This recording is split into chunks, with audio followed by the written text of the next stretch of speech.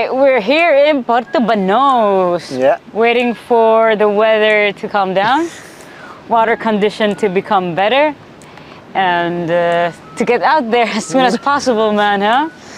Oh yeah, this is crazy, huh? It's really rough. Yeah, It's really rough. Yeah, for sure, but hopefully it'll get better. No one been in that boat in this condition, so Yeah, we will sure. It's a new invention. We're just testing it as we go. We're gathering data. We haven't driven it. Jeddah was different. We haven't driven it in such water conditions, so we'll see how it goes. But what got you into the sport, though? How did you start?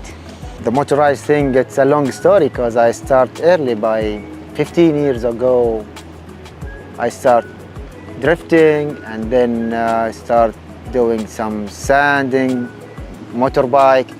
Along with for sure, I do motorcycling. Also the jet skiing.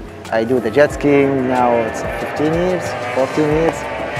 Thank God I'm still safe and one piece.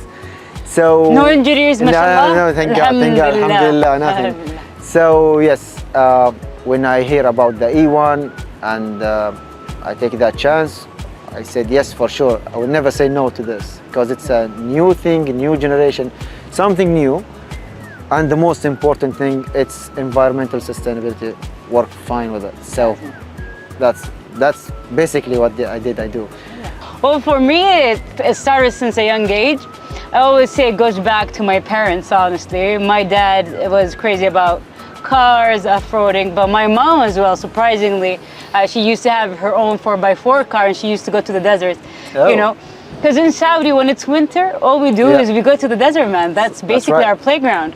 So I was really my dad's hype man when he used to go off the dunes and dune bashing.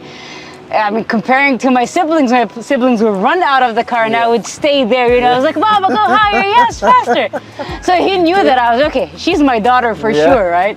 So he gets me my first quad and he taught me how to drive since a young age. Good. So I have this blessing that my family really supported me. So it started from quads. Though I had even experience in like horseback riding and so on, but there's something about motorsports and racing that really, you know, there's something magical about it. I think we both agree on that. Yes, for sure. So yeah, so then he taught me how to drive, and then at a certain age I said, listen, I want to get me a street bike. I want to learn how to ride bikes on the street. So I was back in California for a while, and I took my first street bike license, and it was amazing. But man, there was something missing. The desert, huh? Yeah. Because I always call us, we're the people of the desert, huh?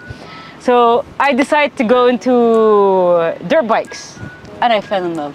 Honestly, it's nothing compares. No, you cannot compare anything to the dirt bike, for sure. You get it. So I started riding there, I do enduro, but never raced in dirt bikes, right? Because my mom wouldn't allow it. Though my first Dakar, I applied with a dirt bike, and mom was like, nope, it's not gonna happen, but I get it. So I started, you know, because all I do for fun in winter, we go out to the desert, we off-road and so on. So you learn such skills that you do for fun, but then you realize, no, then I started actually it takes you even places with racing. So I started taking courses, navigation and so on.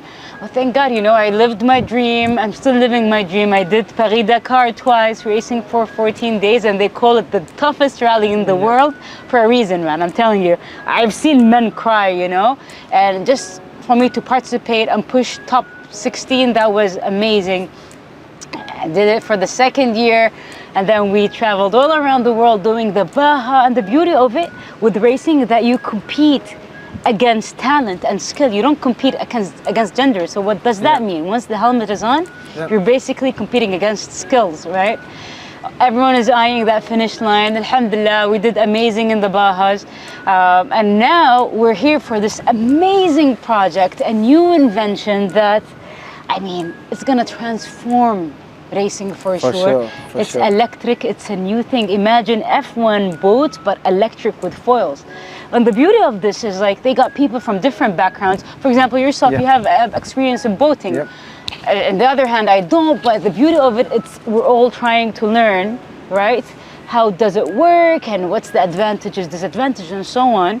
It's just an amazing project. And the best part is it's really, really, really, really sustainable. And then really doesn't harm the environment. For- Like as a free diver and a scuba diver, this is really close to my heart because my only way of meditation is literally going in the water, right? And just to do a sport that I like, and as well knowing that I'm not gonna harm the environment, this is the cherry on top.